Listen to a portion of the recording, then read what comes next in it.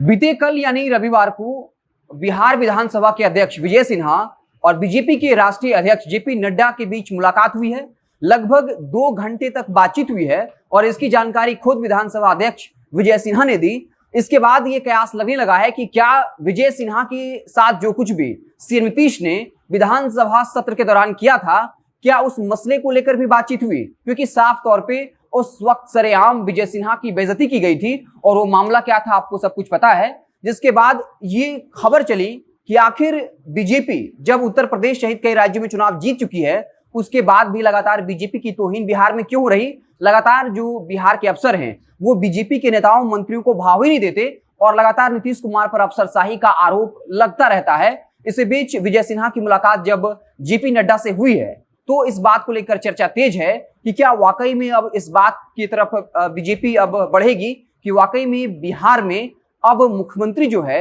वो बीजेपी का होना चाहिए। क्योंकि लगातार आपने देखा होगा जब विजय सिन्हा को सरेआम इंसल्ट किया गया था, उसके बाद बीजेपी के कई विधायकों ने कहा था कि हम स्वीकार करते हैं कि हम हिजड़ा हैं क्योंकि हम कुछ नहीं कर सकते हैं, अफसर भी हमारी नहीं सुनता है। और हालिया दिनों में जब गांधी मैदान में बिहार दिवस मनाया जा रहा था, उस वक्त कहा जाता है कि विधान परिषद के जो सभापति हैं उनको बैठने के लिए कुर्सी नहीं मिली थी, जबकि गांधी मैदान में ही जो जीडी कोटे के मंत्री थे, इसके अलावा जो जितने भी अधिकारी हैं उनके लिए पहली पंक्ति में कुर्सियां लगी थी। लेकिन जब सभापति पहुंचे थे तब उनको वहां कुर्सी नहीं मिली और कहा जाता है कि वहां से नाराज होकर चलते बने थे। जिसके बाद बीजेपी एमएलसी नवल किशोर यादव ने कहा था कि हम भालू बंदर का नाच देखने नहीं जाते हैं, जिनको अपमानित होता है वो वहां जाते हैं। और साफ तौर पे एक बार फिर से अफसरशाही का आरोप लगाया था और ये एक बार नहीं हुआ है, कई बार बीजेपी के विधायकों ने ये आरोप लगाया कि जो अफसर हैं उनकी बात नहीं सुनते हैं। कई बार मुख्य सचिव की तरह अनेकों बार पत्र लिखा गया है,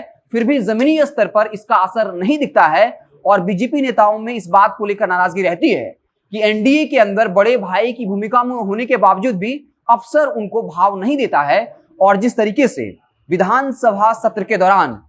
विधानसभा अध्यक्ष के साथ सीएम नीतीश ने बर्ताव किया था, उसके बाद ये कहा जाने लगा कि नीतीश कुमार के सामने जो है वो बीजेपी की नहीं चलती है। हालांकि उसके बाद आपने देखा होगा कि जब सीएम नीतीश योगी आदित्यनाथ के शपथ ग्रहण समारोह में पहुंचे थे तो वहां नतमस्तक हो गए थे और ये कहा जाने लगा कि अब नीतीश जी को डर सताने लगा है कि कहीं उनकी कुर्सी ना छिन जाए। दूसरा एंगल ये भी है कि बोचहा विधानसभा में उपचुनाव हो रहा है और चिराग पासवान ने बीजेपी को अपना समर्थन दे दिया है और बीजेपी के कई ऐसे नेता हैं जो चिराग पासवान को लेकर सॉफ्ट कॉर्नर रखते हैं। तो अब कहीं ना कहीं नीतीश जी को भी इस बात का डर लगने लगा है कि आने वाले वक्त में जब विधानसभा चुनाव होगा और इसी चिराग पासवान ने उनको एनडीए के अंदर छोटे भाई की भूमिका मिला दिया, मात्र वो अब उनके पास जो है वो 43 सीट जीत कर आए थे। अलग बात है कि 2 विधायकों को बाद में शामिल करा लिया। तो ये तमाम मसले, इसी बीच विजय सिन्हा और जेपी नड्डा की मुलाकात हुई है। अब क्या बातचीत हुई है इसका खुलकर विजय सिन्हा ने नहीं बताया, लेकिन इतना जरूर कह दिया कि हम जो है वो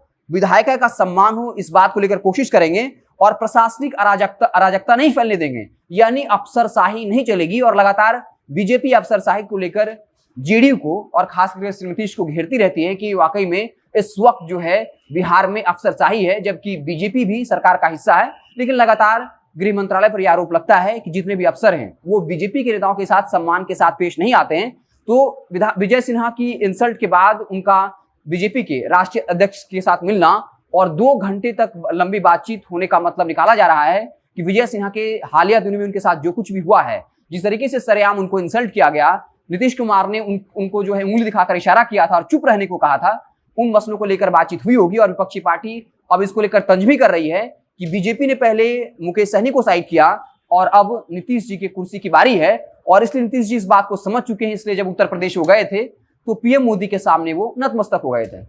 आप देखते रहे जनता जंक्शन, जैसे ही कोई और बड़ी खबर आएगी तो हम उसे आपको इत्तला करेंगे। बहुत बहुत धन्यवाद।